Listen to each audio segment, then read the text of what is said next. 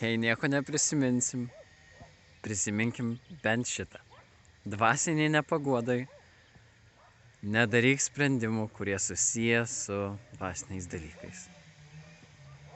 Jeigu jau pasiryžau keltis 4:40 ryte, tai ir darysiu. Net ir jeigu vakare prieš tai jaučiu labai didelį nusivylimą savim ir Dievu, ir Dievas toli, ir neturėsiu ką aš veikti toj maldoj rytoj ryte adoracijai. Išlauk. Yra ir kitų būdų, jos vėliau. Ir kitas svarbus dalykas - eik dvasinio palydėjimo, nes šėtonas yra kaip meilužis.